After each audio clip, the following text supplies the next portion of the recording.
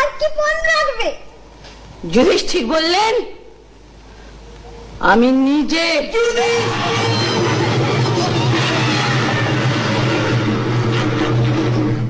শকুনি বললেন, আবার খেলা হোক। দুর্যোধন বললেন, আর কি পণ রাখবে মামা, তার কিছু নেই, সব হয়ে গেছে। তখন শকুনি বললেন, সেসব জ্ঞানীজন গুণীজনের সামনে বললেন, বাবু মশাইরা। কেন যুধিষ্ঠির? তোমার প্রিয়া পাঞ্চালী তো এখনো বিজিত হননি, সেই তাকে পণ রেখে নিজেকে মুক্ত করো। দুর্যোধন দুঃশাসন সবার মুখ লোভে কিরকম চকচক করে উঠলো। তারা বলে, হ্যাঁ দ্রৌপদী দ্রৌপদী।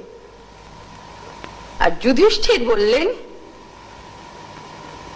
যিনি কৃষা নন, যিনি খর্বা নন, সেই অতীব সুন্দরী প্রিয়ংবদা দ্রৌপদীকে তিনি পণ রাখলেন।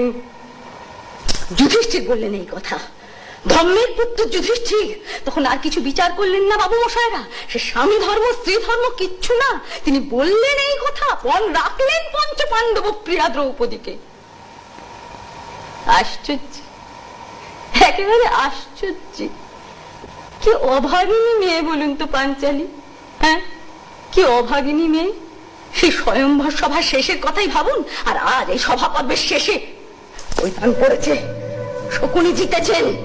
ছি ছি ছি, ওকে নির্দয় উল্লাস সভায় কর্ণ দুর্যোধন দুঃশাসন শকুনি সবার মুখে কি নিষ্ঠুর লালসা, আর ওদিকে বিজিত পঞ্চ পাণ্ডব চুপ করে বসে। আর এই যে সব গুণীজন দেখি, গুণীজন তারা সব বাক্যহারা।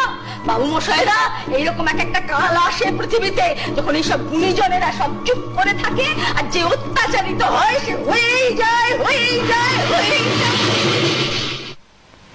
তখন কর্ণ, হ্যাঁ বাবু মশাইরা, কর্ণ, বীর কর্ণ, দাতা কর্ণ, আমাদের আধুনিক কালের কল্পনায় ভাগ্য নিপীড়িত মহাবীর কর্ণ, সেই কর্ণ বললে, শকুনি তো সমস্ত ধন সম্পদ শুদ্ধ যুধিষ্ঠিরকে জয় করে নিয়েছেন, আর দ্রৌপদী সেই সম্পদের অন্তর্গত, তারপরে এত কূট তর্ক আমার সহ্য হয় না। সেই কর্ণ বললে, যাও দুঃশাসন যাও, ওই নারীর বস্ত্র হরণ করো এই সভায়, আমাদের সবার সামনে, আমরা সব দেখি। আরে যাও যাও যাও।